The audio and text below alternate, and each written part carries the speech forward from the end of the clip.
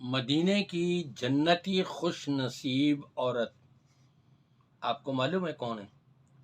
ہم تو خوش نصیبی یہ سمجھتے ہیں ہمیں دولت مل جائے ہم بڑے خوش نصیب ہیں، ہمیں صحت اور تندرستی عافیت مل جائے ہم بڑے خوش نصیب ہیں، ہمیں یہ مل جائے اور وہ مل جائے۔ لیکن یہاں دیکھیں مدینے کی ایک بوڑھی عورت جو جنتی عورت ہے انشاءاللہ تعالی، اب کتنی بڑی خوش نصیب ہے۔ مسجد نبوی میں رہا کرتی تھی، انتقال ہو گیا۔ راتوں رات صحابہ کرام نے اپنی بیویوں سے کہا ان کو غسل وغیرہ دو، اور راتوں رات جنازہ پڑھا کر کے تدفین بھی کر دی۔ صبح ہوئی، نبی پاک صلی اللہ علیہ وسلم نے دیکھا کہ وہ بوڑھی عورت نظر نہیں آ رہی۔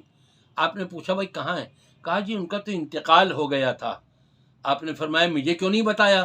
کہا جی آپ آرام فرما رہے تھے، ہم نے کہا آپ کی نیند میں خلل آئے گا، ہم نے ان کی نماز جنازہ بھی پڑھ لی، تدفین وغیرہ سب کچھ کر دیا۔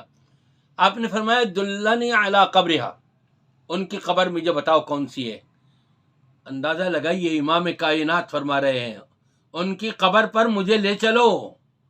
اور جب نبی پاک صلی اللہ علیہ وسلم وہاں گئے ہیں ان کی قبر کے اوپر، آپ نے وہاں نماز جنازہ ادا کی ہے۔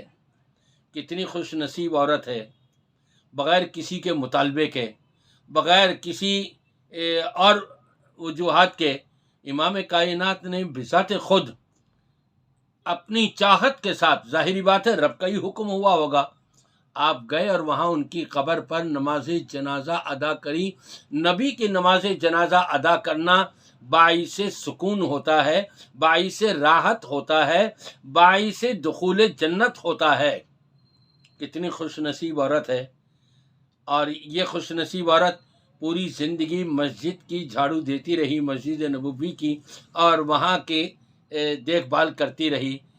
کیا ہی اچھا ہو کہ ہماری خواتین کا بھی تعلق اگر مسجدوں سے قائم ہو جائے، ہمارے مردوں کا بھی تعلق مسجدوں سے قائم ہو جائے، تو روز قیامت رب تبارک و تعالی اپنے عرش کا سایہ اسے نصیب فرمائے۔